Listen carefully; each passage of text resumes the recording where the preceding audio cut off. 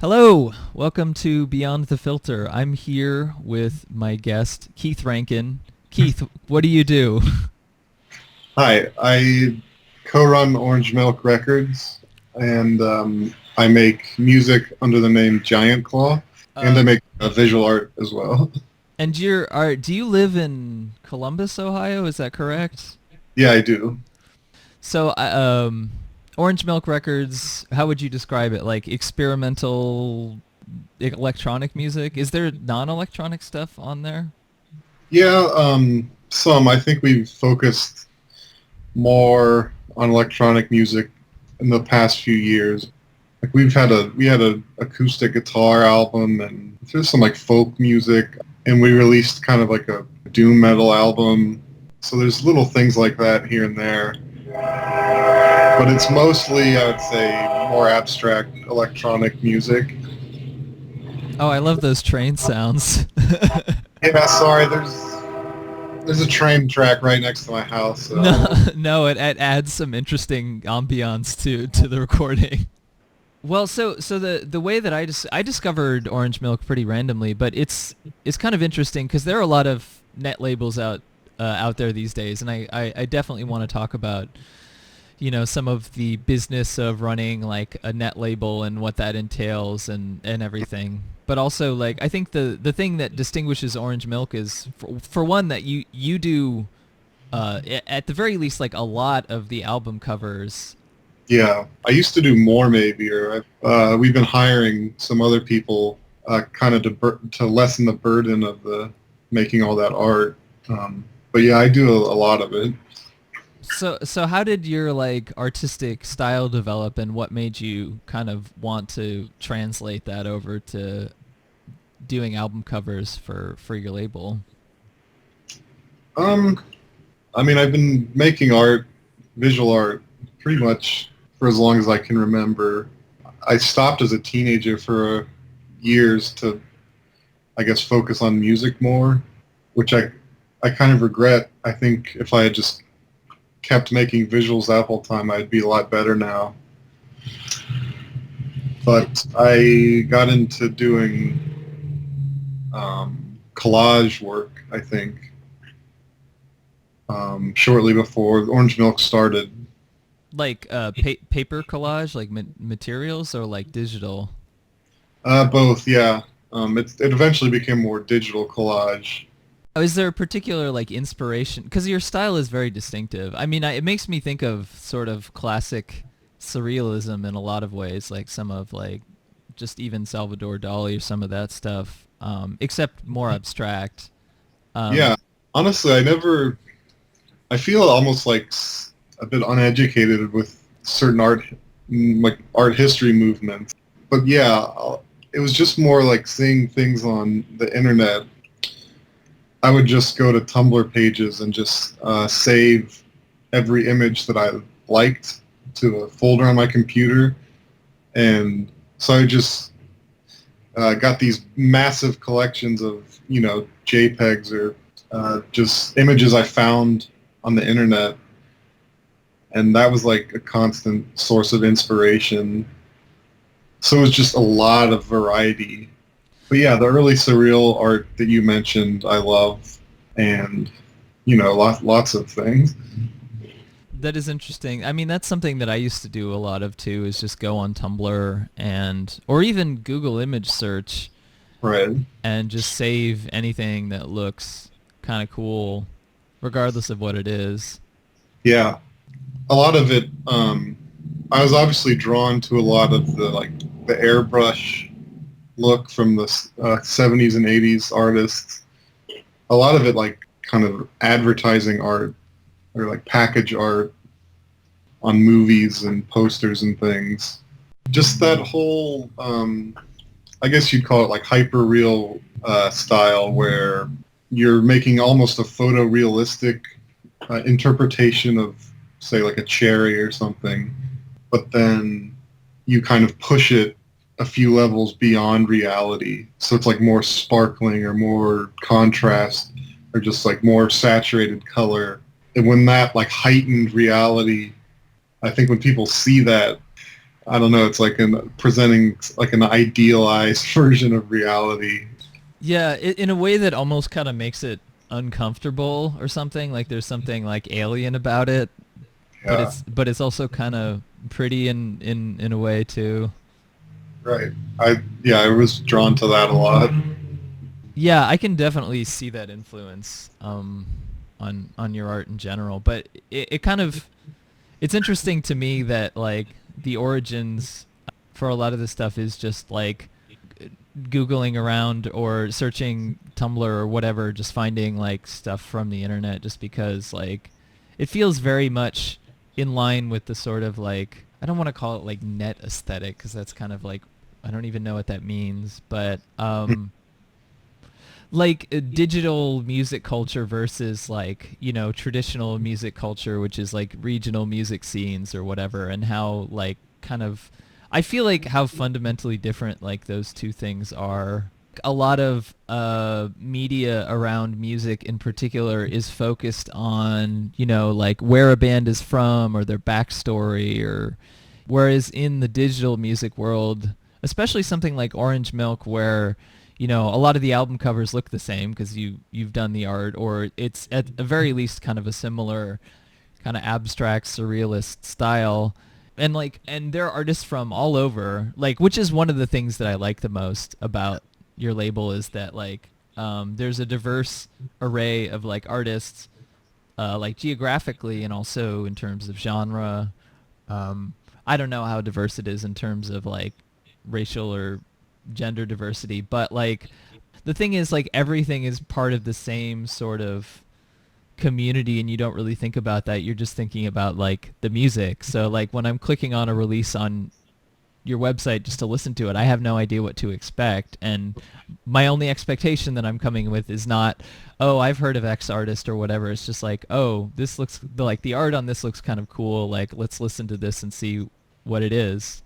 I think a lot of that is because a majority of our releases just come from either searching like SoundCloud for artists or accepting and listening to demos. So we release a lot of, I guess, smaller artists who don't have a big following yet. So I think that's allowed us to release artists from all over the world in a way. Do a lot of these artists like reach out to you, or do you reach out to them? Like what happens more often? We get a lot of demos. I like it when sometimes hearing demos is an interesting experience, especially in the last maybe year. We've just gotten a lot, and I always feel really bad not being able to respond to everyone because I think if you did, it would be like a kind of its own part-time job almost. It seems like maybe 60% demos and then 40% stuff we seek out, roughly, And when did you start Orange Milk? in 2010. Okay. Did you start it with your is it Seth who's the other guy who runs the Yeah, label? we started together. You said about 60% of your artists submit, and about 40% you find on SoundCloud. How do you find them on SoundCloud? Do you just search random stuff? Is there like a particular? It's there's so much on SoundCloud. I used to do it where I would just find, or I'd like listen to everyone who followed my music page, or just click on the friends page and then let the SoundCloud algorithm kind of take you deep into the stomach of SoundCloud, you know? Yeah, I've totally done that before too. And so like you'll just be listening for like a few hours. Usually while I'm in Photoshop, I'll have something playing. Then every once in a while, something will just catch your ear.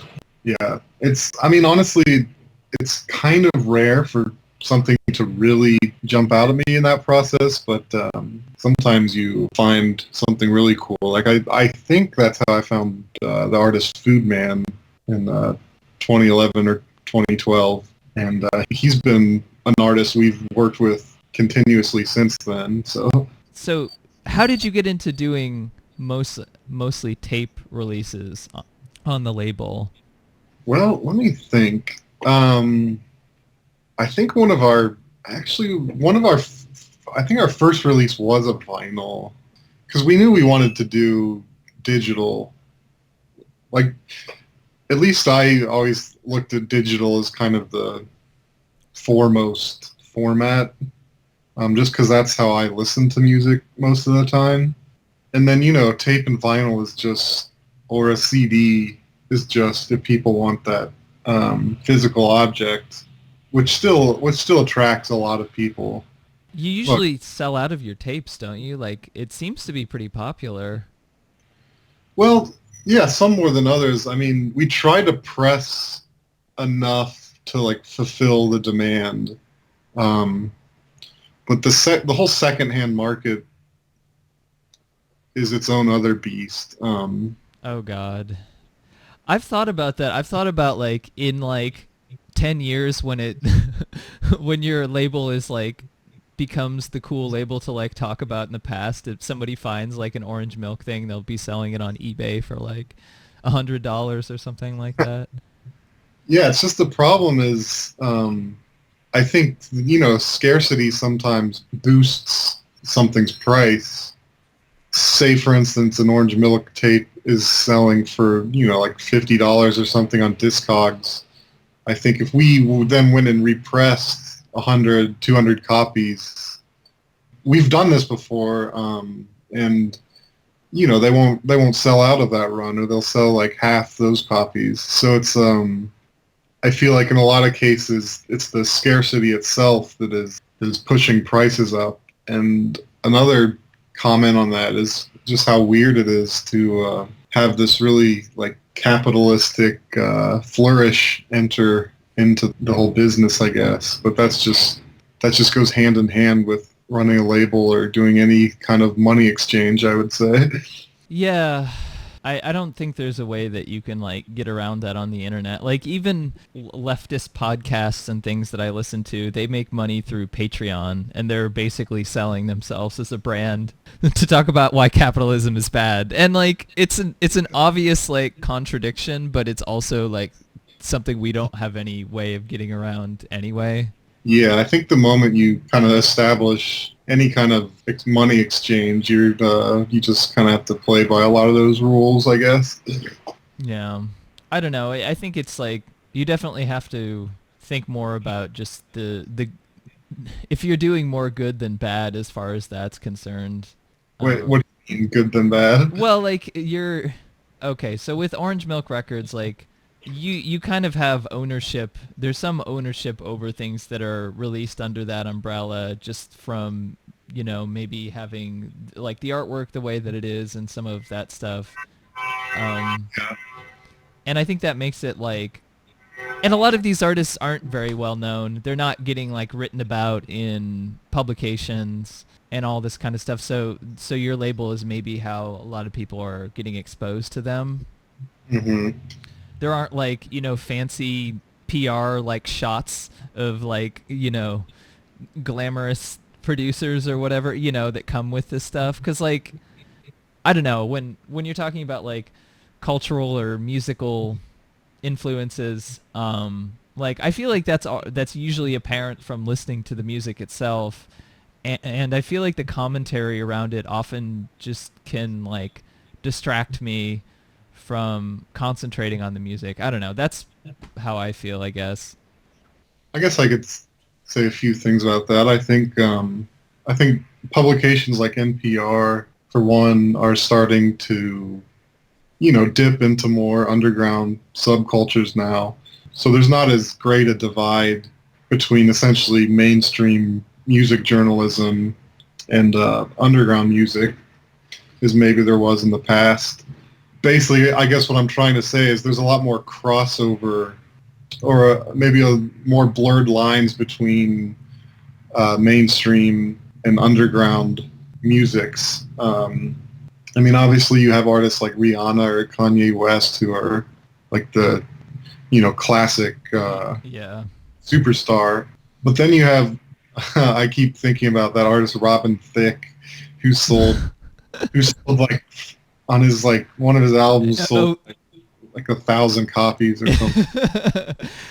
That's how hard you like. People can fall really hard in the world of pop music. Like you can go from having a number one hit to nothing like really quickly. Yeah.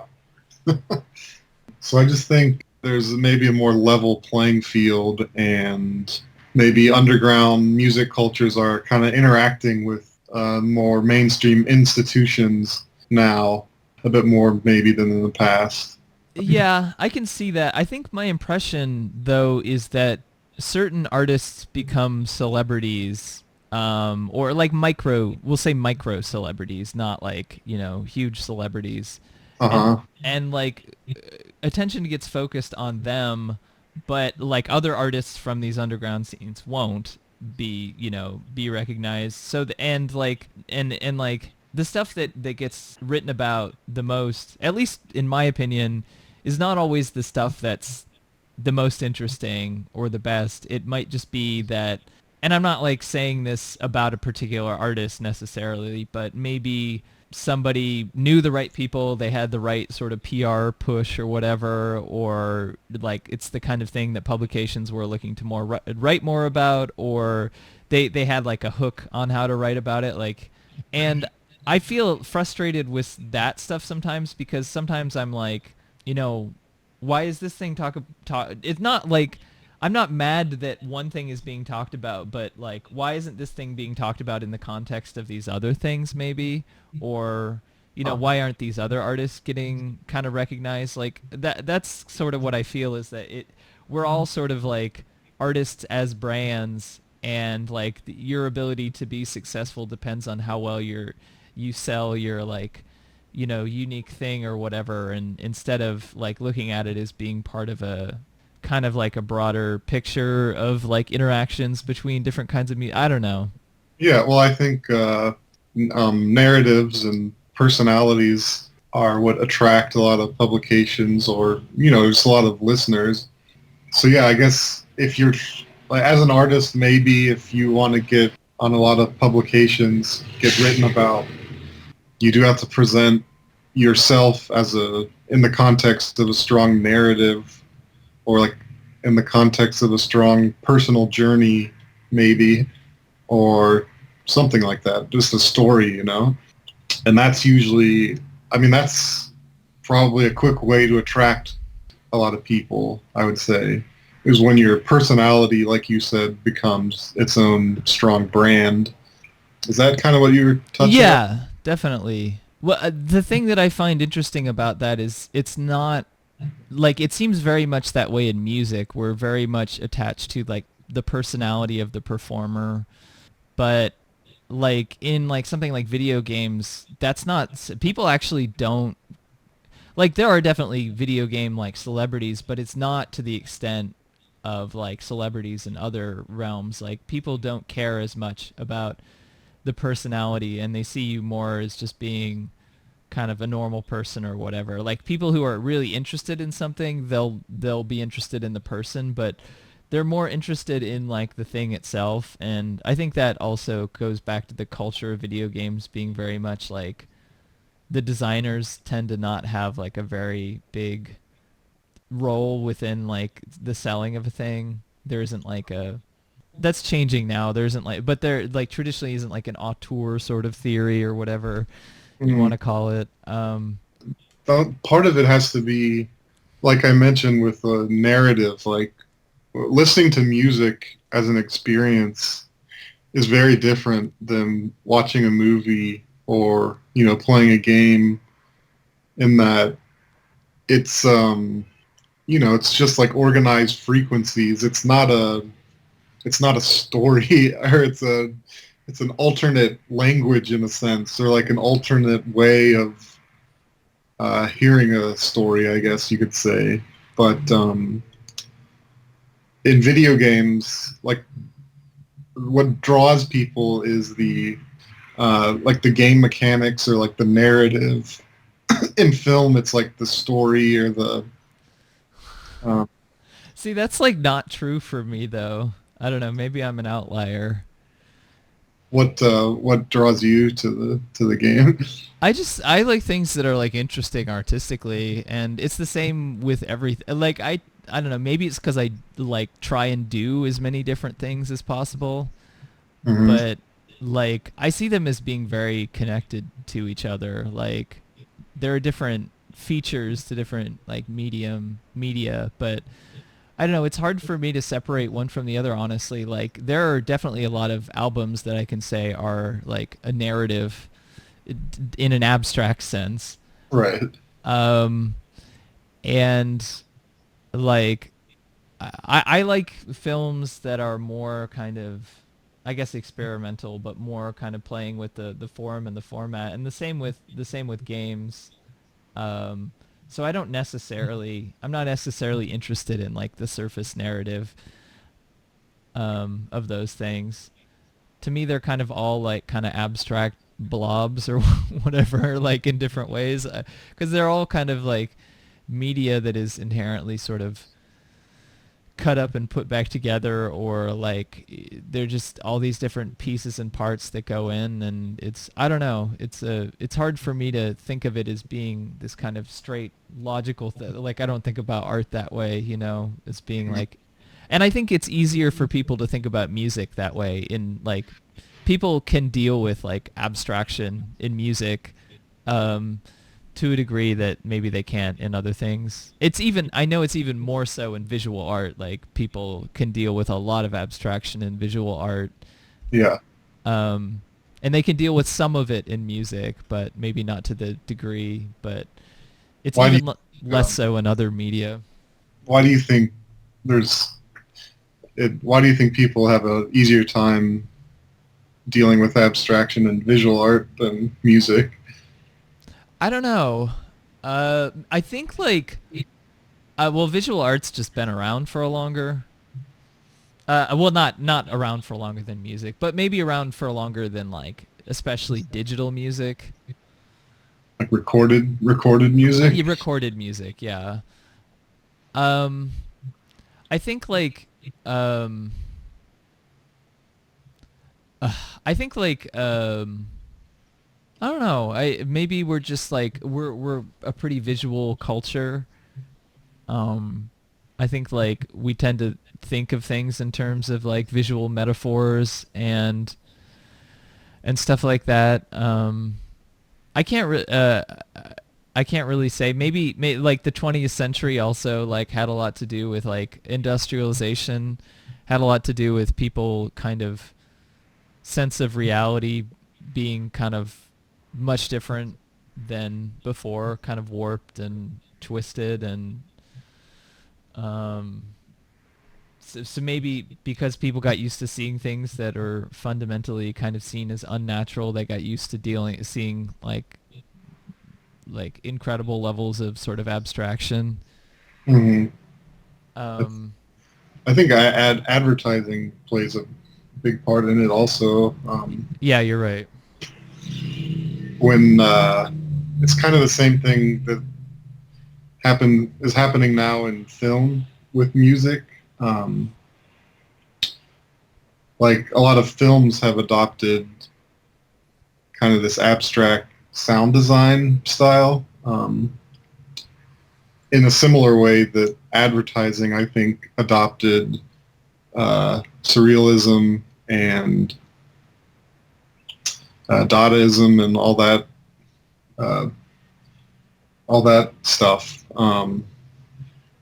And now, if you sent like a commercial now back to the 50s or something, it would be, absolutely mind-blowing, insane, abstract art. But now it's been pretty normalized, I think, through advertising. Um, and the same with, I was just talking about this in another interview, I think, of like music from films like Transformers and like the superhero movies. Like a lot of the sound design in those films is very interesting to me, and taken on its own would be like extremely abstract and really awesome sound design music. But I think the public is maybe getting accustomed to it a little bit through the context of these big blockbuster movies. Yeah. Well, people become desensitized to it. It becomes like, instead of becoming like a part of the art, it becomes like background noise. Yeah, I think a side effect of that though is that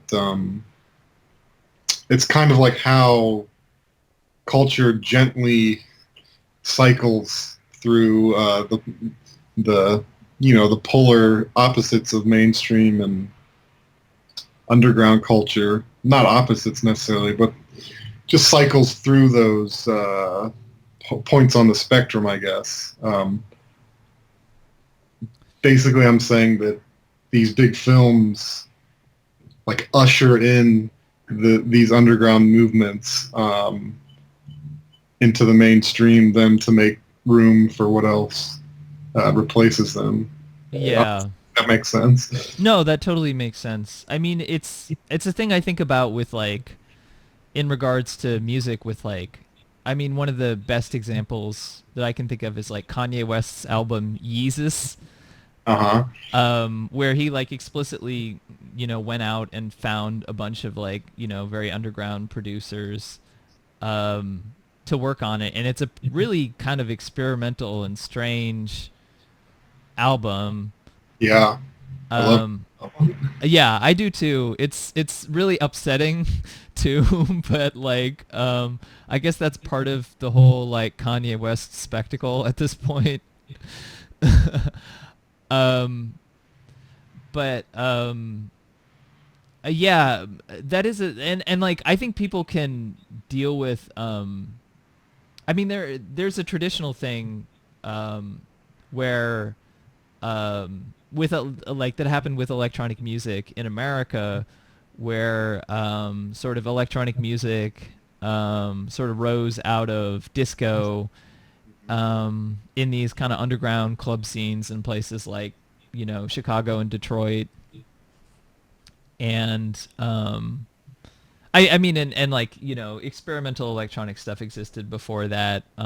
Either there were a lot of women composers, there were a lot of like BBC radiophonic stuff, or like, Stockhausen or people like that.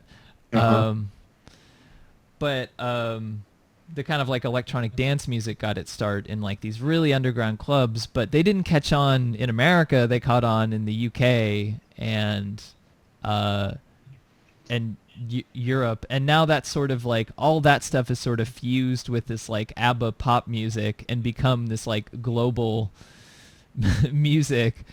Um, but like for a long time, even though like the music came from America, like people in America didn't really understand electronic music, or it wasn't really a thing that was accepted by the mainstream. And now that's totally changed. Yeah. And I feel like like the dubstep stuff is just like a weird electronic sounds, like um or like a lot of mainstream pop has very experimental kind of flourishes to it, and people can handle that now, and I find that really interesting. um but it's also like,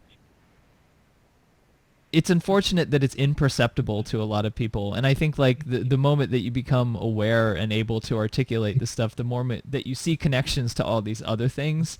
But most people just see this like spectacle, and they see that as, that's great, like, but all this sort of lineage and history oftentimes isn't traced very effectively. And I Yeah. mean, there's a lot of lineage from video game music to like music of today, like in hip hop especially, and like that's something that doesn't get talked about very often. For example, Well, um, I mean, or to Orange Milk Records. I feel like Orange Milk is very like video game musicy in a lot of ways.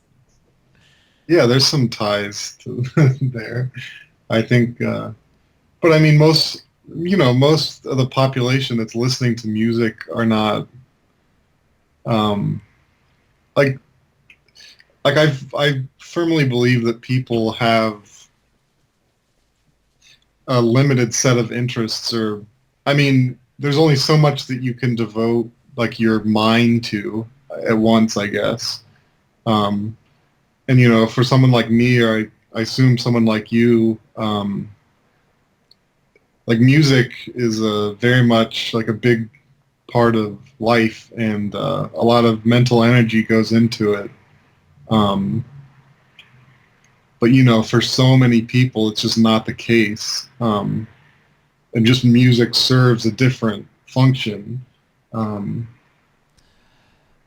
I don't know. I guess I find that sad. Like, I want it to be a bigger part of other people's lives. And I think the reason why we don't have like culture that like emphasizes that really tries to push people to go out of their comfort zone with things like art.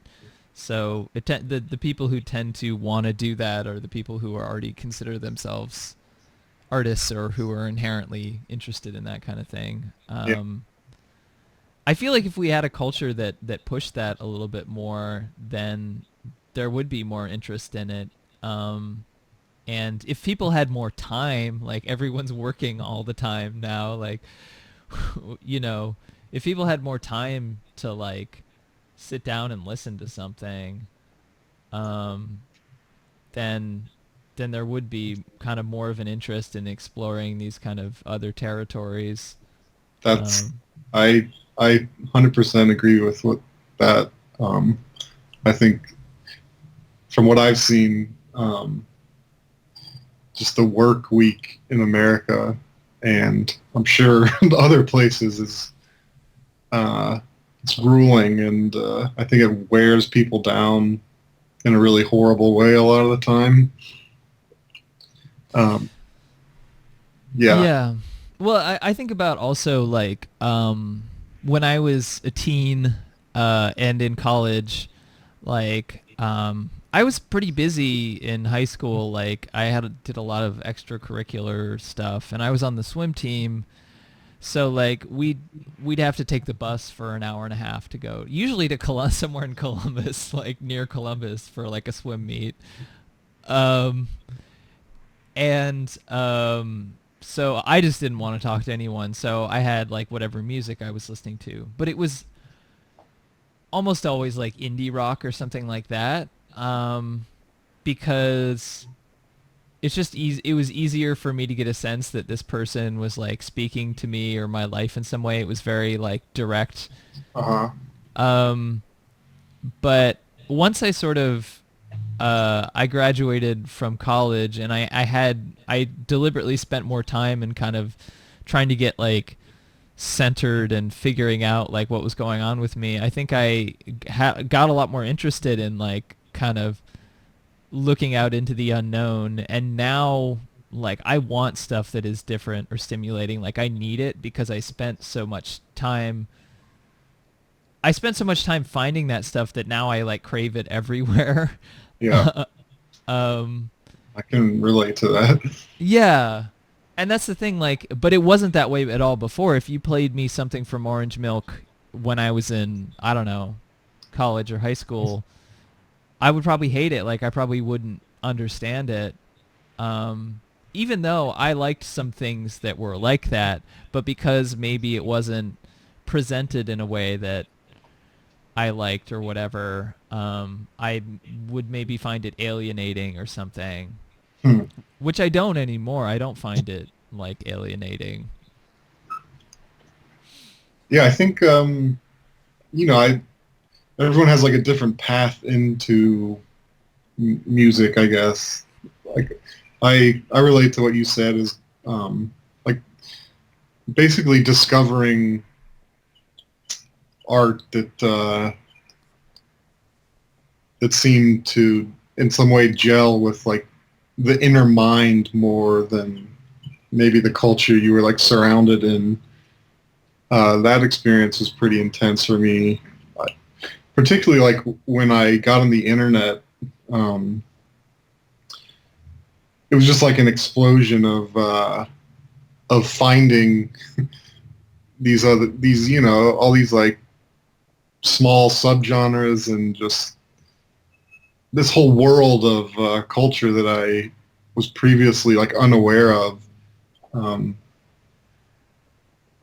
and like I think no one's mind is like you grow up in with in a culture that is very much has like templates that are kind of like forced onto you, and a lot of the time there's going to be parts of your mind that just don't line up with those templates, and it can cause a lot of friction. And for me, like hearing music that was maybe relatable in some ways relieved a lot of that mental friction, I guess. Yeah. Well, I think that's also why you have movements that get really popular really fast and then also deflate really fast. Like there's like grunge, because that's like something that wasn't, that was like part of the consciousness or whatever, that wasn't popular in the 80s, and then that got popular, but then people didn't want to hear that anymore because it became overexposed, and that like the culture kind of surround that. And I feel like culture has that effect oftentimes. It's a little bit different in the age of the internet, but I still feel like it has that effect where people are alienated from the big thing that's happening, so something else happens and then people are alienated from that. And I don't know. Yeah, I mean, the internet has warped things a lot just because there's just so many outlets. Like, no matter what your like fetish or whatever, whatever interest you have, like there's usually a place to connect with other people who feel similarly. And I just don't know if that widespread outlet was around as much before the internet. But it's definitely made some interesting, or resulted in some interesting music genres and in a lot of like mini movements, I guess you would say. Yeah, but I do think a thing has happened where like back then, like maybe you had to listen to, like, I grew up in the middle of kind of in the middle of nowhere, but the reason that I knew about a lot of the music that I did, because like even indie rock was like kind of like not a thing that people listened to in my high school or anything like that. What were people listening to They were then? listening to like Linkin Park and like what else, System of a Down, like a lot of those like almost like new metal, or like Yeah. and like when like Spice Girls and stuff was popular, people listened to that. But like by the time I was in high school, yeah, it was like Linkin Park and like Christian rock, like Creed, Mm. and like sometimes they play mainstream pop too, like Avril Lavigne or something. But like people didn't know who Radiohead was at my high school, like Uh-huh. so it was like any of that stuff was like obscure to me, even though it wasn't really obscure in another context. Um but I think because like I got into some of the stuff that I did because I lived near a college campus, and my brother had a friend who had an older brother who probably knew somebody, like at the college campus, and my brother would just start listening to the college radio station, or he'd find out about new artists. So I kind of got he's my older brother. I kind of got the refuse from him. Like I found out about a lot of stuff. Um, and yeah, so I like knew about, so I was listening to like Kid A and stuff when I was in 7th grade, and like, um, that was kind of, or 8th grade, I think, but that was kind of like I had an interesting time where I think I like, there's a lot of like stuff that came out sort of at the turn of the millennium that I was interested in. And then I think, like outlets and stuff got more interested in talking about like that kind of like indie rock, post-punk revival kind of stuff. And I remember feeling very alienated from that. And I think that's eventually one of the reasons why I ended up getting into some of the stuff that I did, because I kind of felt more and more alienated from like the indie rock thing, which is not even really that much of a thing anymore. Like it's not like this big popular phenomenon like it was in the 2000s. What about it do you think was alienating to you? It's kind of um I just felt like some of the stuff like the Strokes was just kind of boring. Like I think I was interested in like the sound experimentation aspect of like even like Guided by Voices and stuff. The stuff that I liked of them was like the lo-fi stuff that had like the sound had like an interesting timbre or whatever to it. Right.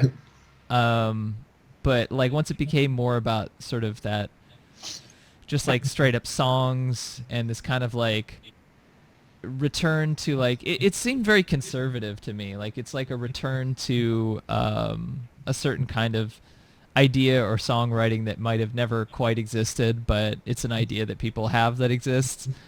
Um, and it got to a point where like towards the end of the like 2009, there were a lot of artists, some of whom I still like, um, but it was all kind of like maybe just too like soft for me, like too kind of bland. I don't know, like some of it just became this kind of like bland, like it's this very like kind of pleasant sounding but maybe not particularly like edgy music. Um Not that I was into like edgy metal or anything like that, but I think I wanted like something that was kind of pretty but also had kind of an edge to it. Yeah, Um, you were just moving on, essentially, or is that? yeah. But I don't know. The thing, I, I, I meant to talk about this about 10 minutes earlier before I started getting into this, but I do think like the digital realm has kind of exploded things, but at the same time, I think there's kind of like there's like a digital underground. There's like a digital almost like caste system or whatever. I'm being dramatic by using that term, but like it's there are invisible walls and ceilings that a lot of people don't see that are there. Um, That's a and good. that's yeah, and that's become more apparent. I feel like in the past, because like another guy that I was talking to from a label was saying that he had a lot easier time, like a lot of blogs, music blogs and stuff. Like a lot of artists got noticed in like at the end of the 2000, like mid to late 2000s. Like in this guy was saying in 2010, like a lot of artists broke out and he got a lot more attention than he does now. Um, and it's not that the quality of the music has gone down. It's just that like maybe because everything there's so much stuff out there. I don't know. And some of these underground communities have gotten huge, like video game music and chiptune music. That a lot of that chiptune music is a really huge community, and like vaporwave, like that's a really huge genre and like subgenre now. Um, and those are all artists who are releasing things, and which Orange Milk seems like kind of tied into a little bit. Yeah, we have But some, some relation to that stuff. but yeah, like I don't see like a lot of outside of like some publications like Tiny Mixtapes or whatever that we'll talk about, stuff like this. It hasn't really like people don't like these outlets. They write about vaporwave as a phenomenon, but they don't like pick out these artists and try and like understand like the machinations or whatever of this scene. Like it's treated in this way like it's very impenetrable, and admittedly part of the culture is kind of based around making it seem more impenetrable, but like um I feel like those communities increasingly have less to do with our artists who have gotten bigger and stuff. And like I mean, and there are also, when you're talking about like electronic music, there are artists who um like Arca or One O Tricks Point Never or some artists like that who I really like. I like both of those artists. Yeah. But there's also a lot of music that sounds like that out there now, and those artists don't necessarily get recognition for it or whatever, like some of those producers are seen as kind of like anomalies or whatever, whereas there's all this stuff out there that is kind of in that vein but maybe not recognized Uh, in the same way. so that's what I'm saying, where I feel like things are really, in spite of like we're all on the same ostensible playing field, I still think things can be pretty unequal. Well, a lot of what you were saying sounds like it concerns like music publications still holding like a fair amount of like cultural power, maybe um, when exposing music to like a bigger audience, I guess. Is that kind of where you Yeah, wish would change? I feel like that my sense of it might be weird because I grew up reading music publications, because that was how I like discovered new music when I was in high school. Uh-huh. Uh, and I think there's stuff like Pitchfork definitely has a huge influence. Um, but maybe a lot of the other publications don't as much anymore. And I mean, there's stuff like, I don't like Anthony Fantano, like the Needle Drop. Like, I don't really like that guy, but he has a completely different audience. Huh. Like, He's like a YouTube audience, right? yeah, and actually, he's how I discovered a few artists who I really like. Even though I haven't really been watching him because he has some troubling politics. Unfortunately, like I've yeah, I've seen there's kind of the with some of the more digital underground spaces. There's also more of the kind of reactionary politics that you might expect. Like what are his politics? I don't know exactly, but he like he's like aligned himself with some like Gamergate type people and stuff like that before, and said like feminism is SJWs are taking over or whatever, like that kind of stuff. I see. Okay. Which is like unfortunately not that uncommon in this day and age, especially in those kind of communities, but um Yeah, I've got a little taste of that on Twitter, I guess. yeah. Just a lot of people I've never seen before.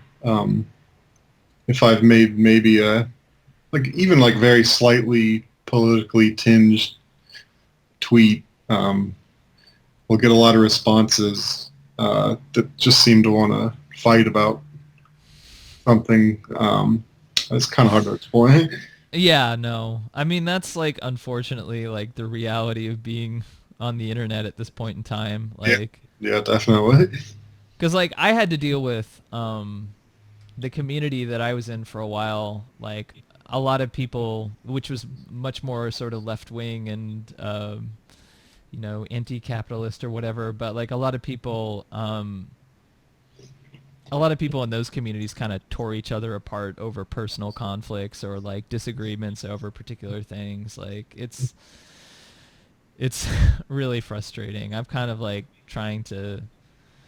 I like try to engage with political stuff. I don't try and ignore it, but I definitely try and not get into the internet like uh wars between like different factions maybe as much at this Yeah, point in time. it can be very stressful. I mean, I guess there's like a time and place for it, depending on what you're like. Like when you get into an argument with someone, it's like, what do you want?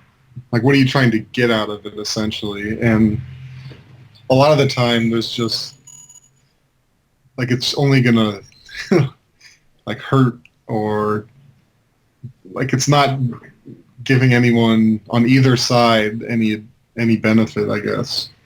Um, Yeah. But well, I think that's like I've had some episodes where I've talked to people about this before, but I think that's part of the like architecture of social media is driven by outrage and like people react viscerally negatively to things, like from all sides. Like I'm not like I don't like to be a person who's like, well, both sides are equivalent, but like we all respond to things in the same way and on social media, and I feel like that ends up feeding some extremism and like like the things that are the kind of the most extreme getting reactions and responses. Mm. Um, but I don't know. It's weird. Like I've said this before. Like, I mean, I'm not in a position where anyone cares what I have to say about this stuff. So like, I can also just say it, and like maybe a few people will be like, "Oh yeah, maybe you're right," or "Oh, I disagree." But like, they don't really, I don't have like music publications that care about what I have to say or anything like that. But I've like Right. said this before of like, I feel like music writing, music journalism, whatever you want to call it. And I'm not just talking about like some of the older outlets, but a lot of them. It's kind of almost in a worse place for me than like what I've witnessed of being involved with like video game writing and video game journalism. Because with a lot of the video game stuff, well, for one, it's like a lot newer, so there's a lot of people kind of getting in and making their own rules about it. Um, but also like a lot of people who do video game stuff will admit that like video game criticism and journalism has like a real serious problem, and there's a lot of like reactionaries and stuff in that culture, so there's also more effort to like acknowledge that and try and do something about it. But Mm. I feel like because in music writing and music journalism, people will see like, well, we don't have those problems, so that means that they don't exist, or like, there isn't an effort to address like the way some of these issues like can impact like the landscape musically. And like I don't know why. I mean, I know why, but it's upsetting to me of that someone.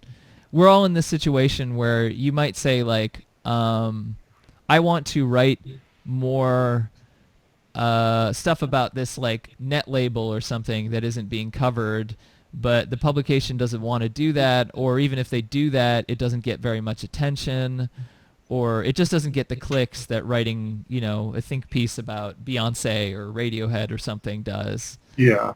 So the media ends up getting so focused on like those artists who are, really super well known already, because everyone's kind of dependent on this sort of click economy.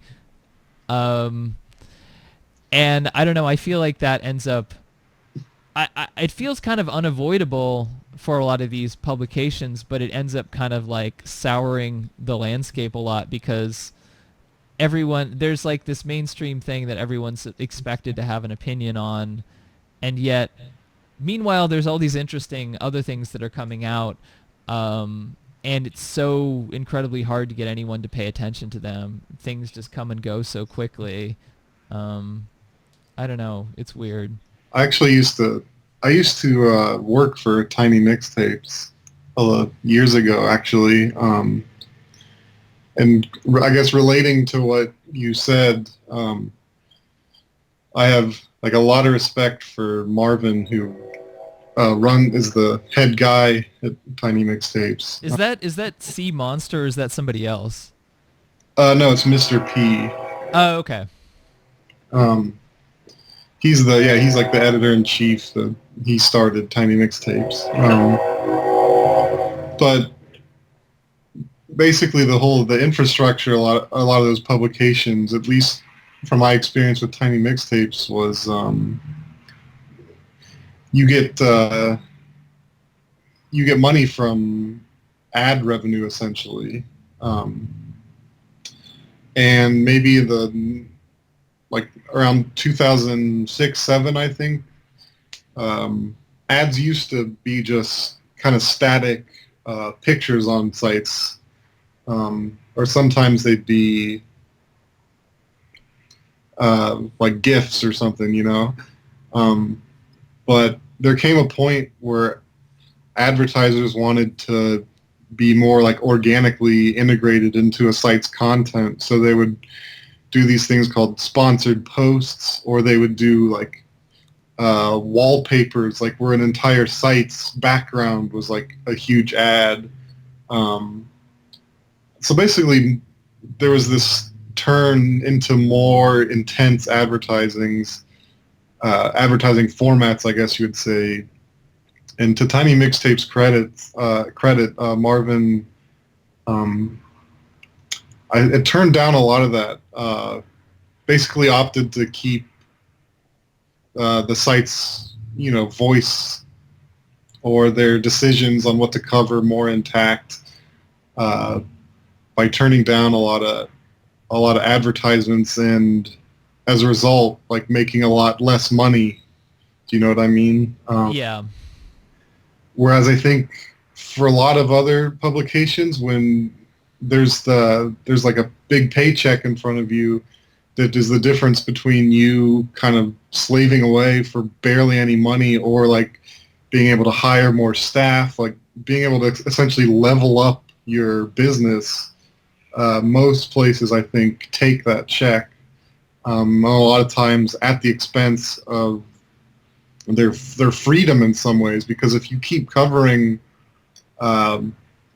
this really underground music, you're just not going to get the same amount of clicks, and you're not going to make as much money. And then you can't have the staff, you can't pay your staff as much, and just this whole line of repercussions. So I love Tiny Mixtapes for opting to have the voice that they want to have, cover what they want to cover. Yeah. Well, and they've kept their sort of niche intact over the years. Yeah. Like the kind of things that they do. Yeah, but I mean, they could be a site like that. I think could have become more of like a Pitchfork, like a smaller version of Pitchfork or something,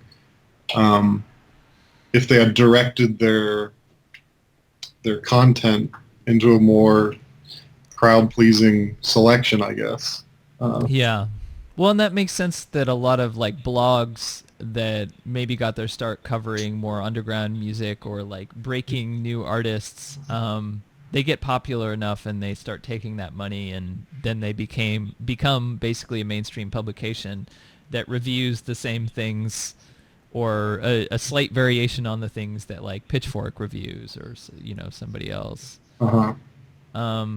But I feel like it ends up this landscape. People are just talking about these like same few things, and if I feel like if these websites, if there was like a few different ones of these big websites where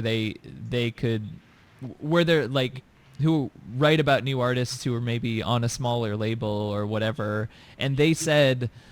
And they put them, they gave them good reviews or put them on their year-end list or whatever, those artists would get popular. And I mean, like, maybe they wouldn't, like, make tons of money or stuff, but they'd be more part of the discussion. So I feel like that's the frustrating thing, because now you can say, like, well, we don't write about those because they don't get clicks. But if you did put a concerted effort into, like, pushing them, and there were multiple kind of groups of people who had a concerted effort of pushing that stuff, then it will become a bigger thing, Mm. Yeah. It's also hard to decide like what a publication's role should be, as in, like, do you want to actively try to push an artist to, like, make them popular, or like is a critic's role more of just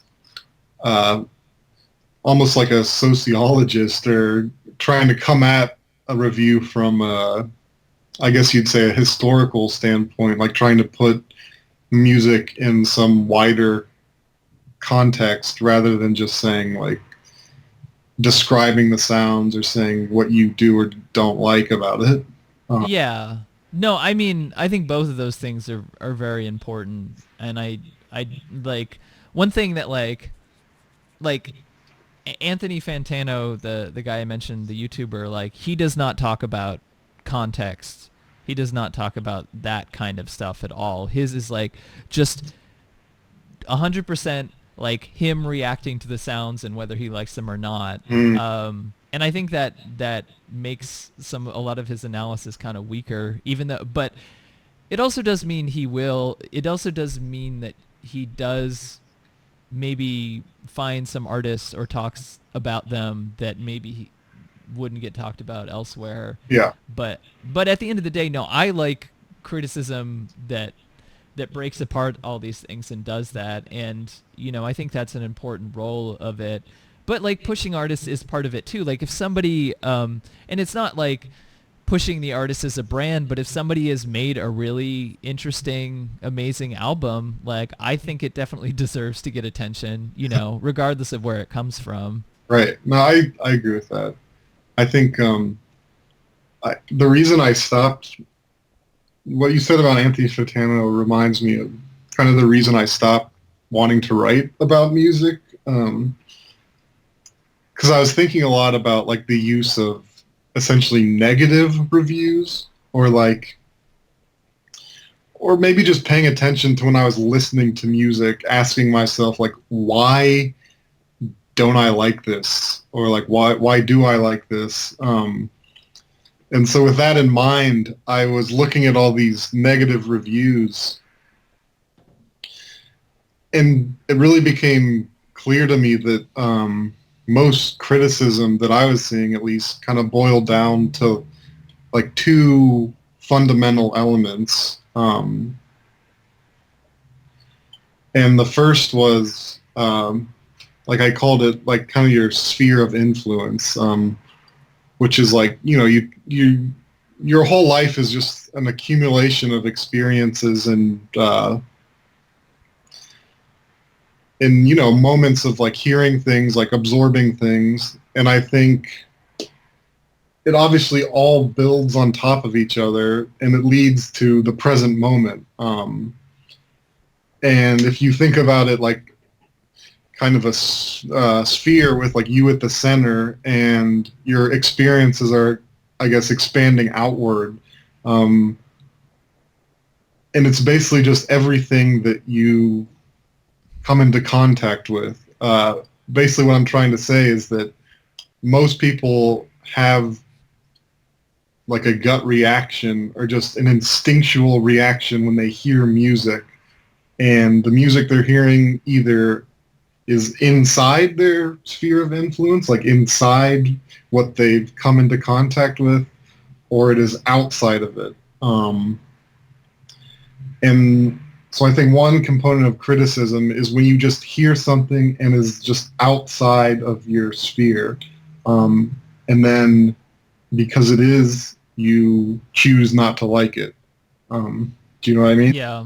Um, And I think that's why it's important to put it in a context and stuff so people can understand also how their tastes are affected by the culture and stuff. And like people's tastes can change too, but I think when stuff is so immediate and there's so much out there, people are just more inclined to, and our culture is very based around like you pick the things that you like and you don't pick the things you don't like, and you never interrogate why you like the things that you like, right. really.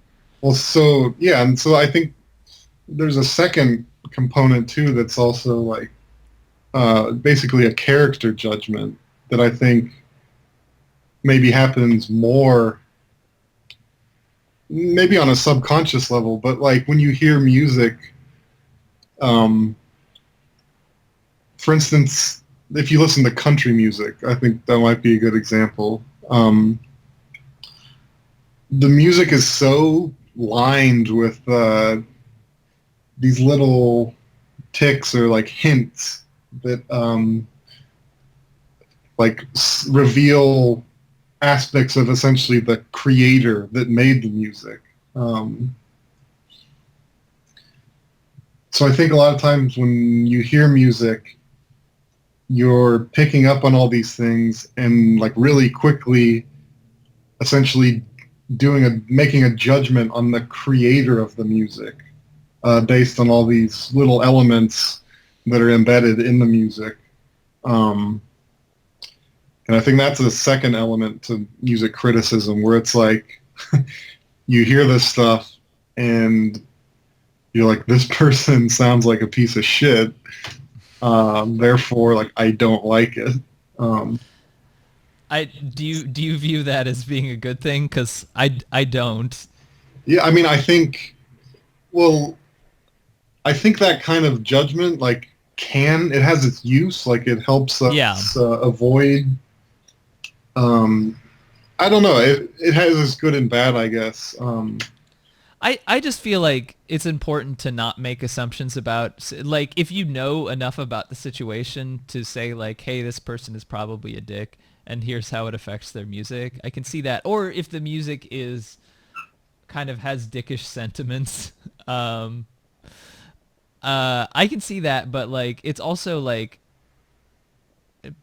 I don't know. I don't know if people should assume stuff so readily about the artist based on what they make. Like, for example, like, I made a video game that's very difficult and very, like, there's a lot of sort of friction against the player, and I think that might lead to people assuming that I'm a total sadist, which is not really the case.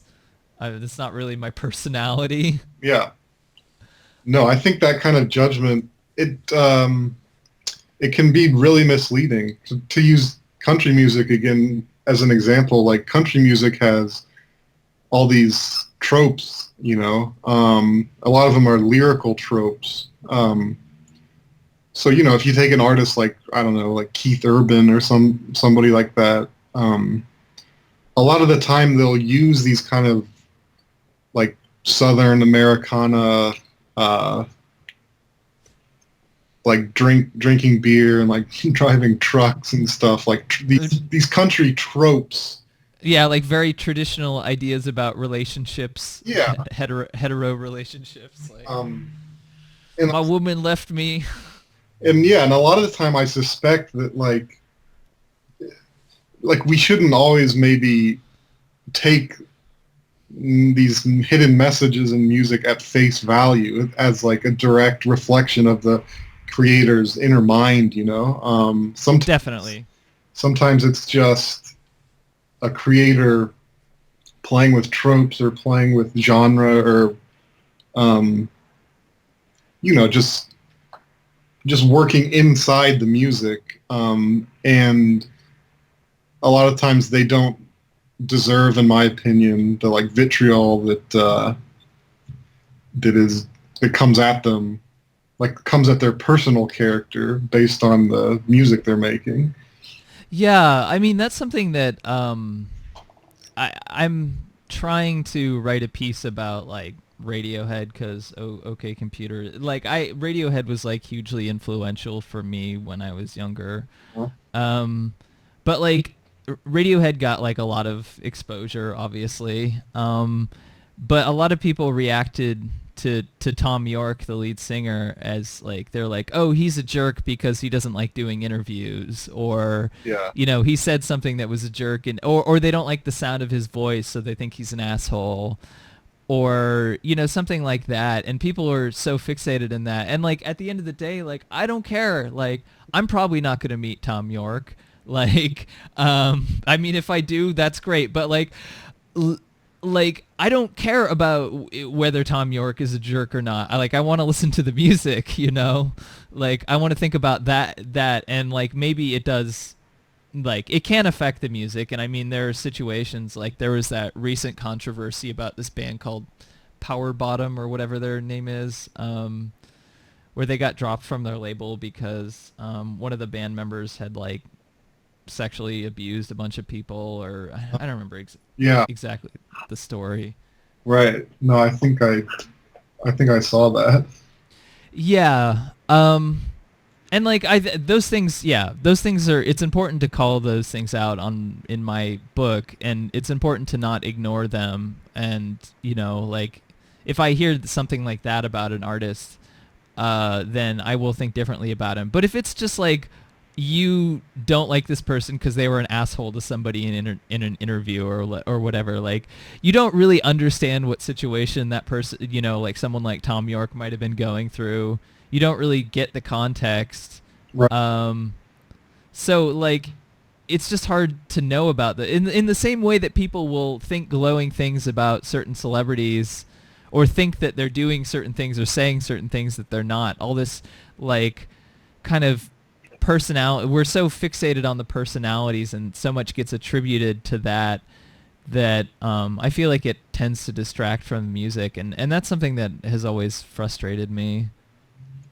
Yeah, I think it's just the way of absorbing music has kind of evolved into that like character judgment, I guess, to the point where maybe it's like it's a big function, or not, maybe that's the wrong word, the big just a big part of the listening process is like you're listening for a character, like for a personality. And again, I'm not saying that this is how I listen to music, or that Yeah. I don't even know if it's necessarily you can call it good or bad. I just think that's kind of the point that we're at on a large scale, I guess. Yeah, I think that's a really good observation. That's like something that I think I've noticed unconsciously, but haven't been quite able to articulate in that way. Or at least I don't have enough insight into what exactly people are trying to think about. Because like that's at the end of the day, that's like maybe that's something I used to think about, but it's not something I think about anymore.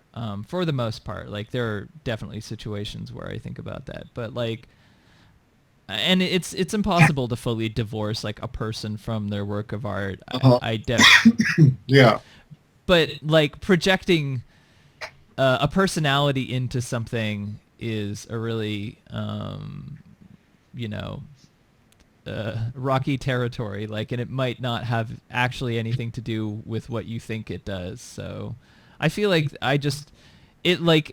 as far as like the future correct direction of music criticism, and maybe this is part of the reason that like as an artist I'm also trying to maybe write more music criticism in the future, is just to like say like, hey, here's a different approach. Maybe let's like not focus too much on the personality, and let's try and focus on some of these other things. And I don't know, maybe that'll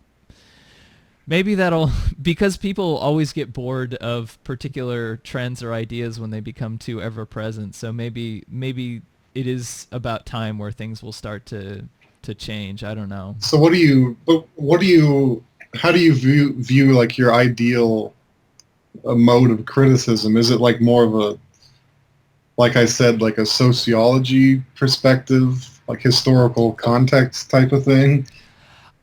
I think it's both that, and like reviews can be good, although I don't think star reviews are a great thing, but I don't think they're going to go away, so whatever. But I think like it should take as many things into consideration as possible, honestly. And I really want to see I like places that do reviews of everything, like TV, movies, politics, video games, music, like all that stuff, because all that stuff is intertwined together for me. And I think like I like to read about like criticism of a movie, and then I like to read criticism about an album, like right next to each other. Like, I don't know, that's just my personal feeling, but I feel like it's a good thing to sort of draw upon as many kind of bits of information as possible, and try and sort of form the best sort of conclusion based on that you can. And you're not always going to get it right, but at least it's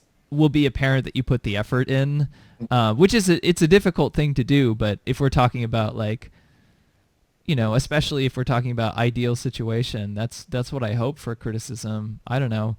Maybe like it would be cool to see more like sort of podcast or YouTuber kind of reviews of music that are kind of interesting and insightful, and not just like talking about your impressions of the music. But the unfortunate thing about music is copyright issues sort of prevent dealing with a lot of that stuff in an appropriate way. But I don't know, maybe somebody who's reviewing music on YouTube can just concentrate on like underground net label releases where they don't really care about that stuff as much, as big as like, as like Frank Ocean or Beyonce or something, where if you play any of that music, your video is going to get taken down.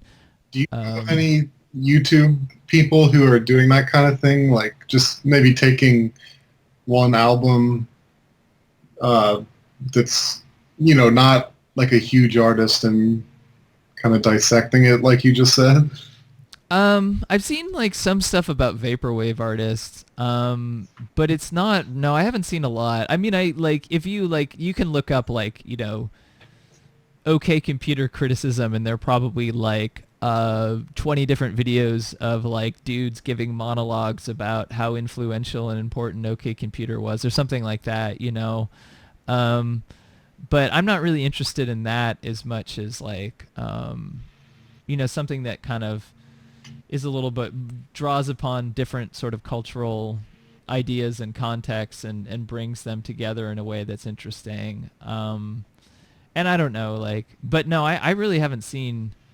There might be stuff like that out there, but I really haven't found it. I mean, it's funny. I try and follow video game reviewers and commentators and stuff, but even as far as that's concerned, where there are 8 million videos of that stuff out there, I'd say that there are only a few that have really stuck with me as being really interesting and having a real impact on my thinking about that stuff. So unfortunately, maybe that's just how the media landscape is or something, and making videos about that kind of stuff on YouTube is going to be, with music in particular on YouTube, is going to be difficult. But I don't know, that's something I'd like to see. It's funny, I've seen, because I kind of use YouTube as my TV now in a way. Yeah, I'd sort of do too. And I always see there's a lot of what you're talking about with anime and movies and stuff. I'll see a lot of this in-depth anime criticism. And, yeah, totally. And I always find myself wishing there was kind of that scene for underground music also. Yeah, I think the copyright thing is a major issue, but it's definitely doable for underground music. You should do that yourself. Maybe, I don't know. I am I identify as queer, and I'm a trans person, and I'm not excited about the idea of what that might bring as far as commentators on my YouTube channel. But I don't know, just because I know a lot of people who are women and stuff, and who are identified, who are not white guys, get harassed a lot on the internet. But I don't know, maybe I could just do voice and not do actual video of my face. I've thought about it. I just have a lot of things on my plate right now. No, I've seen even food review people who have just are really bummed because they just get destroyed in the comment section. Yeah, it can be really demoralizing. Absolutely. And I've been close to video game stuff, so I've seen some of that stuff happen to people that I know firsthand, and it's pretty intense. Yeah. So I guess before we go, I wanted to ask you also about, well, one, I wanted to ask you what do you see the future of Orange Milk Records, and also but first I wanted to ask you about sort of what has gone into making your music with Giant Claw and other projects. And if you just wanted to talk a little bit about that, maybe what you bring to your music, and if you're doing it more lately, and kind of your perspective as far as making music and all that stuff is concerned. Well, I've been working on new music for the last few, I think 2 years maybe, and I'm finally just putting together a record that I am pretty pleased with. But the last year and a half definitely was a process of kind of making things and then not liking them and starting over many times. which I think a lot of artists I've talked to have gone through a phase like that. Um, for me, it would be like I would be get really interested in a certain sound and then make a lot, and then like a few months later, be like, no, I hate this. Like I want something different, and kind of that process repeated over and over. I've been through that. Yeah, it's not fun. But well, I guess there is some fun to it. But I think I'm finally have come out of that and I'm very close to finishing a new record that I'm pretty pleased with. Cool. But I don't know. Is there anything?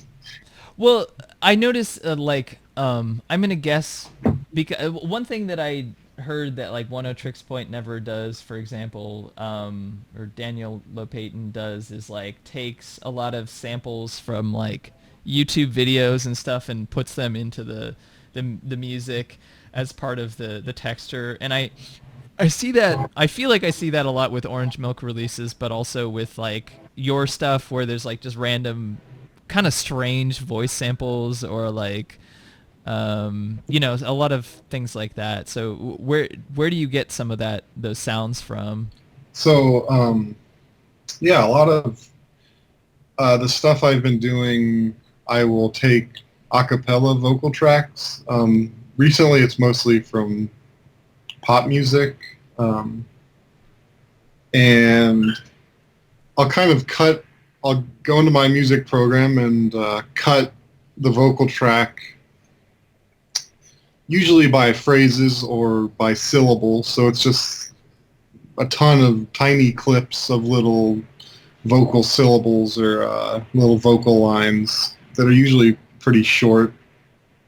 And then I'll usually basically try to reconstruct something from those short clips. So like last year I was trying to create more new entire vocal lines by rearranging these syllables.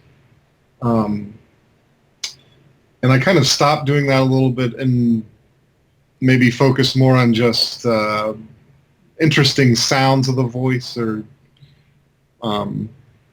interesting timbres and all that stuff. And basically just using the human voice as another texture or another instrument to play with. So there's that element, but usually that's I don't do that much sampling other than the vocals. A lot of the other instruments are just a lot of VSTs, or I download this really great orchestra library that I've been using a ton. Some of that stuff is like a godsend. Like the orchestra stuff, or some of those like high-end sample stuff or whatever. Like I haven't used a lot of that. I tend to use more low-tech samples, but I have we'll say obtained some of the more high-end stuff before, yeah, some of that stuff can add so much texture like right away. It's pretty amazing. Yeah, I think for me a lot of my inspiration comes from just new sound palettes, essentially. So I usually am always trying to find like some new textures or new sounds to get inspired by. And definitely I've been inspired by the whole sound design world. Like I mentioned earlier, like a lot of the like blockbuster movies I love, or the big Hollywood movies, I love listening to their sound design. Or trying to like kind of isolate just the audio track or the music track, or like the Foley track, which is just the footsteps and all nature sounds and all that. So that arena has been a big source of inspiration too. That makes sense. Well, in a way, you're almost like celebrating some of the strangeness of that art when it's divorced from the cultural context where it's this background Yeah, or whatever. definitely. It's just, I mean, it's just beautiful sound, really. I noticed like I think like Burial does that a lot as well, and it feels like also a lot of artists that I've heard on Orange Milk will do that kind of stuff where I'll recognize samples from even like, you know, a video or something, you know, and it's like very mainstream kind of like gun sounds Right. or like I remember one artist, was his name DJ WWWWW or whatever it's called. Yeah. But he had like a sample that is like the age, like at the beginning of like videos of trailers of like video games, there's this oftentimes this like age rating, and he had used a sample of the guy. It's called Peggy 16, and he had a sample of just the guy saying Peggy 16. I thought that was pretty funny. It's like That just a random place for that kind of stuff to pop up in. DJ WWWW, his music is, it's like all that hyper collage style. It's like taking from a million different sources and trying to make them work together. Yeah, that's a really interesting style I love. Yeah, I'm definitely into that album too. But okay, so the last thing that I wanted to ask you is just about, you know, how do you see? I'm sorry if this is a question you get asked a lot or you don't really know the answer either. How do you see like the future of Orange Milk Records and things like it, sort of? How do you see how this is gonna evolve or change in the future? Um, well, I guess the times I did get asked this, it was me and Seth have been honestly trying to like figure out money situation more and more, just because we don't really pay ourselves for running the label. I'd say like 90% of the money goes back into new releases. So we've just been, you know, devoting huge chunks of time into kind of just this like side hobby that is the label, and we just think it would be really great if we could get to a point where it was essentially like at least our like part-time jobs, or like something we could really throw ourselves 100% into. So that's been what's on our mind, like at the forefront of our minds. Yeah, that makes a lot of sense. I mean, the business of this stuff is really the reason I'm able to survive being self-employed is almost completely because I have a Patreon. Oh, really?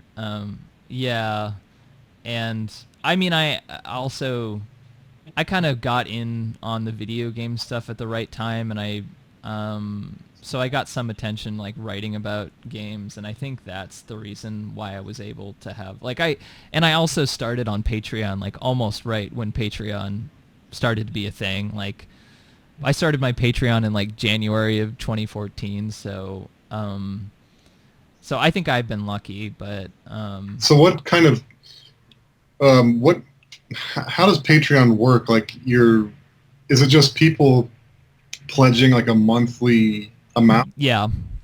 It used to be, I think they pledged per work or per month, but I think people just do monthly now. What is the content you're producing? Is it like video game reviews, or?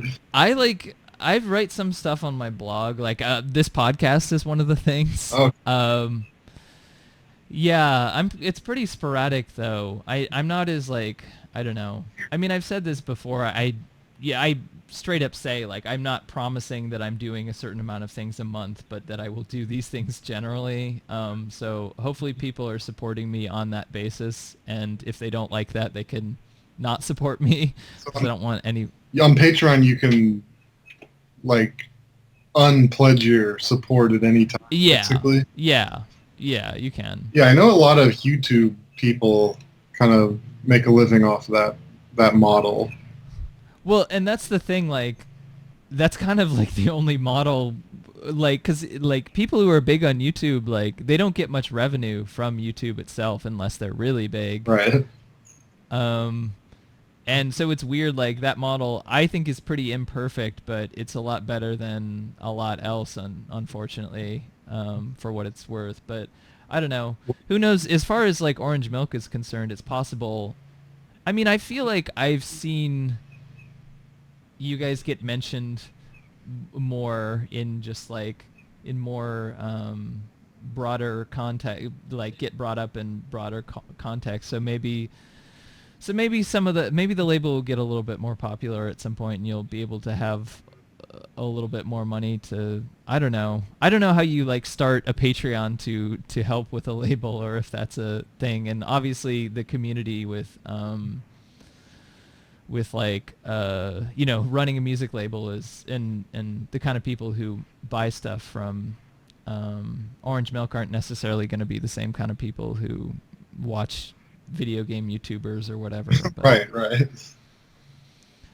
I don't know. Well, I hope you guys stick around at least in some context. Yeah, I mean, we've been going for 5 or 6 years. No, like 7 years. So That's a pretty long time. I think, yeah, I think for any other startup labels, I think if you, a big part of it is just like keep going. Do you know what I mean?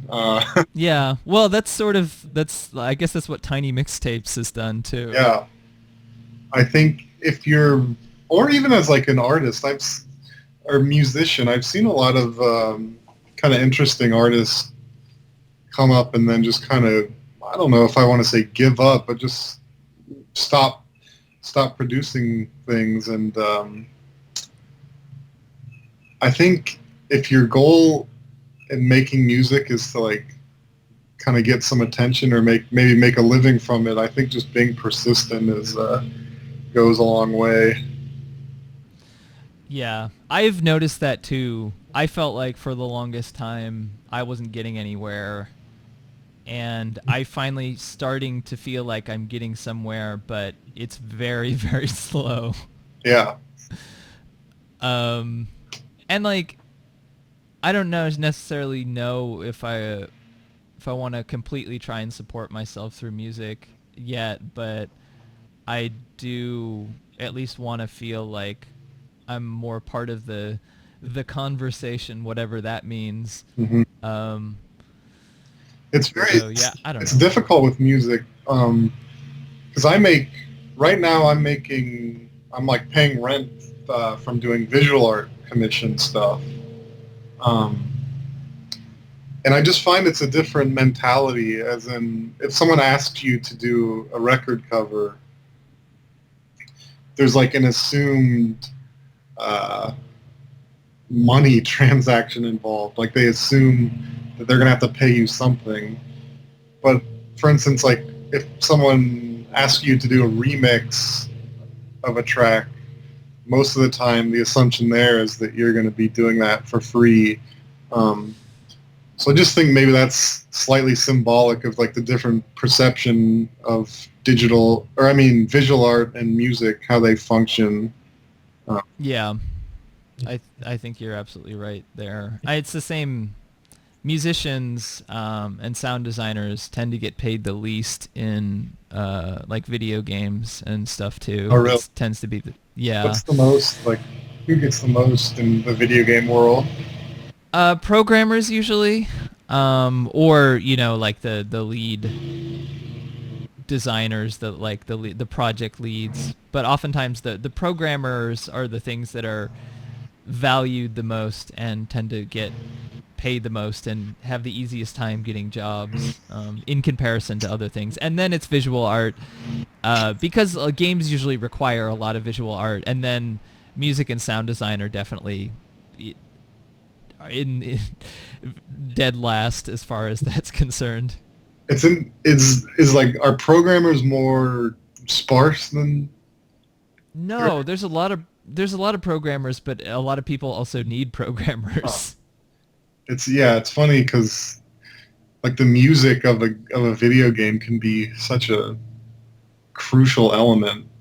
Um, Yeah, but people don't see it as a thing that they. I mean, and there are a lot of people out there who want to make music for games, so yeah, it's not a thing that I actually had a couple of pretty well-known artists who I met, like electronic artists, who said that they wanted to do music for games and asked me about it, and I basically told them like, uh, I know who you are and I like your music, but that doesn't mean that X or Y is going to know who you are or care about that or have any money to pay you to do that. It's a different culture. yeah, I mean, being an artist is just like being in on the hustle, I guess. Um, it's like always Yeah. just trying to find some way to make some money, I guess.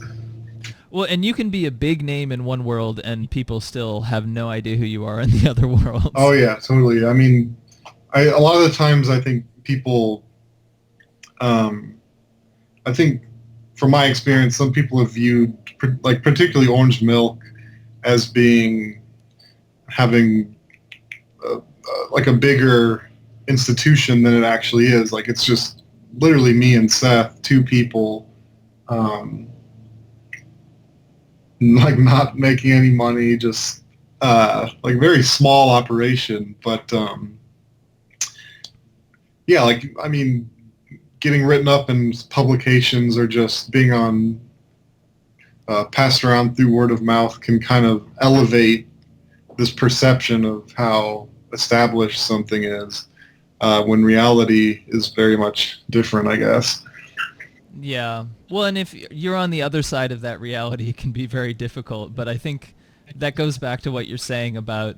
I think it is important to just, and I've discovered this too because I wanted to quit doing things when I haven't gotten, attention or exposure because I feel like what's the point? But I do feel like you do it at the end of the day. Like if there's something you really want to do, you should find some sort of way to keep doing it. And if you keep banging your head against the wall, like usually something does happen. And like that's not like I'm not trying to like use that as like a justification for like, capitalist like inequality or anything like that. But it is true. And that's something to like that definitely to have some faith or hope in, I think, at the very least. I always, do you know what that reminds me of? Is like thinking about people who like die never having like been in a relationship or something like that. Oh God. It's like it seems implausible, but it's like there's people who go through their whole life like without just like being screwed over like the entire time. I don't know. Yep. I don't know. I just thought of. No, it's true. I mean, like, I guess we'll end on this, but like, I read it was like an interview piece about David Lynch had a documentary about him getting into making art, and he was talking about that, and this guy who had filmed the documentary was talking about, well, first of all, how much like he struggled, and David Lynch is like an institution now, but like. This guy struggled like years and years and years, and his parents are like, "What the fuck are you doing?" David Lynch's parents or the interview? No, the David Lynch's parents. Okay. And like he was able to make it work because he got some grants, which are not really a thing anymore that you can get for the most part. But like. The guy was talking about somebody who was friends with David Lynch, who was kind of a contemporary when they both started out, and like the guy was like, "Oh yeah, it's been forever. I get since I did any of this stuff. Let me like dig this stuff out." And the guy was just like saying the guy who wrote the article was saying like this guy could have been David Lynch. This guy he just didn't get lucky, and he didn't keep doing it. But like there's it is kind of random, like, and it isn't the idea. It isn't this idea of meritocracy, like that the best inevitably rise to the top. It's really just that like the most persistent do maybe. Like the best, but yeah, like the best hustler sometimes. Yeah. So I mean, it is an important skill, regardless of what the economic situation is or what reality that you live in. I think at the end of the day. So, and it's something to like. It's not a great comfort at times, but it is like it does. Things do happen, and I've seen a lot of other people say the same thing, and I've noticed the effects of that too from putting effort into it. So yeah, I don't know. That's something. It's also, I mean, when I also think about that, it's kind of like having to assess like what do you actually like why are you doing something or like what are you trying to get out of it? Do you know what I mean? Um, and a lot of art for me, it's like there's one segment of my mind that is like I need to make money to live, and then another segment which is like I'm doing this thing because like it's as close as I can come to like feeling enjoyment about something. Do you know what I mean? Um, so it's a Yeah. constant balance between those two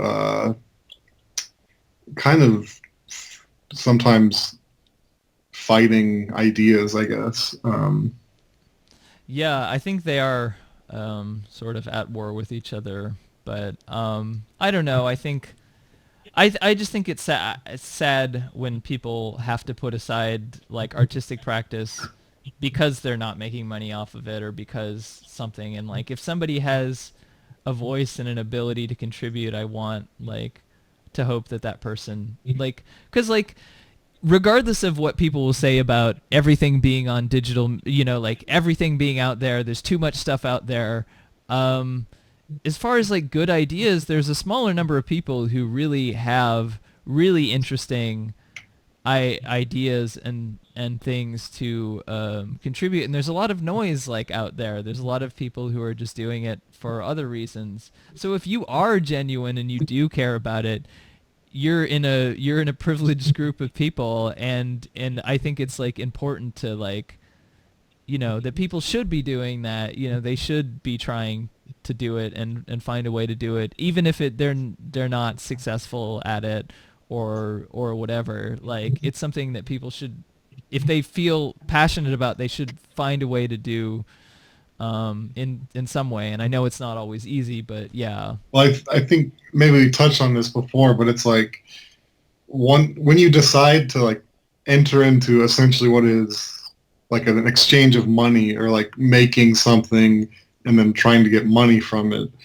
like you're like entering into these rules of like you're at the mercy of people's wallets essentially. It's like if you decide to be a plumber and like you're a shitty plumber, you're not going to be able to uh, keep doing that profession. And I think like there's some parallels between that and being an artist. Like you have to give yourself um, over to people's whims.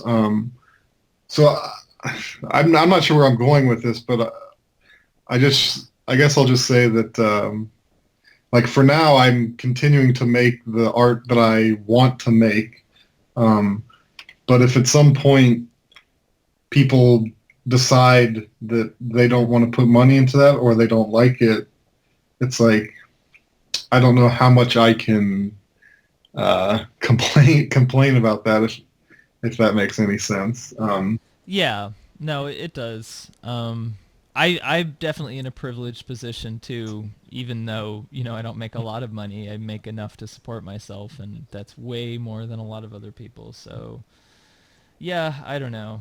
But to extend from that, a lot can be said to like adapting to trends or like an evolving culture, I guess. I guess that's a whole other topic, but Yeah. And I think it's valuable. I think it's valuable. Like I'm not a person who thinks that like that stuff is inherently useless, and I've tried to engage with some of that stuff, and I think that's why I've gotten some of a following that I have, is even stuff that I haven't necessarily wanted to directly try engage with, but I said like I'm going to, take the leap and try and yeah, focus on this thing. It can be a really good thing. I agree. So yeah, and it's a balance. It's always a balance. Like I feel like it's important not to focus too much on the zeitgeist, but it's also important to be aware of it, and to like, you know, find the bits of it that you can connect with or something. Yeah. But yeah, well, anyway, thank you for talking to me. I really appreciate it. Yeah, no problem. I feel like this has been a really interesting discussion, and I'm happy to have it with more musicians and such. Yeah, thanks for asking. Again, I was talking to Keith Rankin from Orange Milk Records and also Giant Claw and other things. Hello, welcome to Beyond the Filter. I'm here with my guest, Keith Rankin. Keith, what do you do? Hi, I co-run Orange Milk Records, and I make music under the name Giant Claw, and I make visual art as well. And do you live in Columbus, Ohio? Is that correct? Yeah, I do. So, Orange Milk Records, how would you describe it? Like experimental electronic music? Is there non-electronic stuff on there? Yeah, some. I think we've focused more on electronic music in the past few years. Like we had a acoustic guitar album, and there's some like folk music, and we released kind of like a doom metal album. So there's little things like that here and there. But it's mostly, I would say, more abstract electronic music. Oh, I love those train sounds. Yeah, sorry, there's a train track right next to my house. So. No, it adds some interesting ambiance to the recording.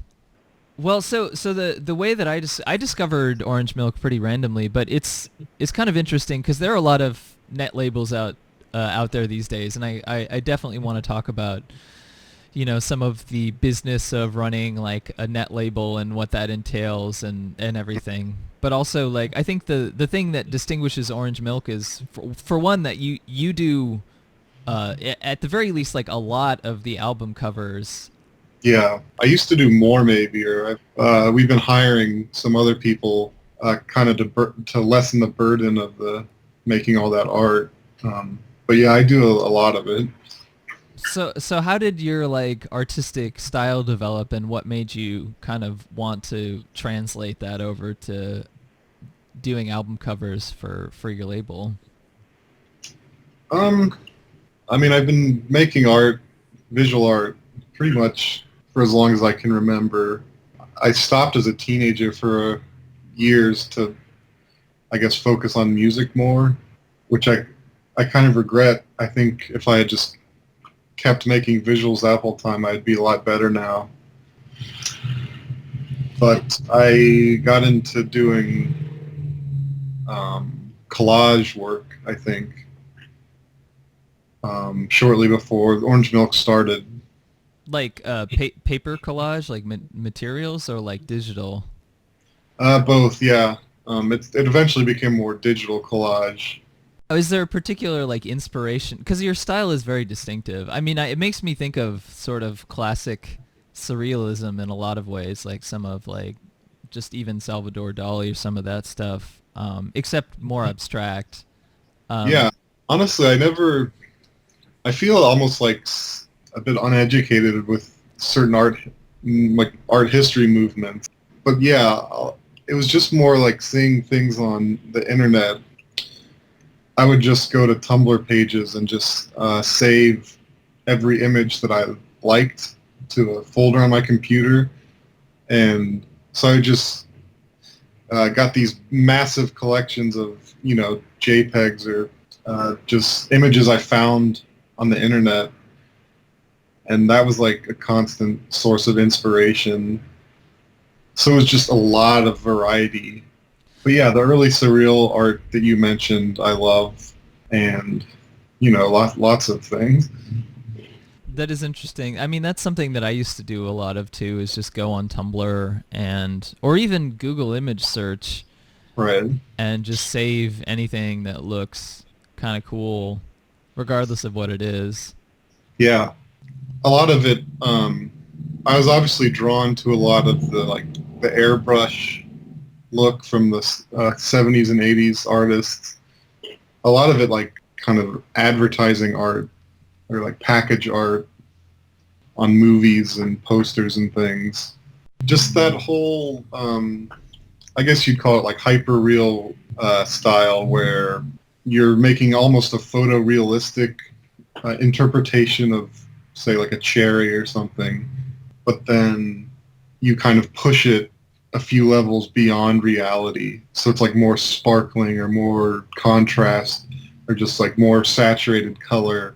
And when that like heightened reality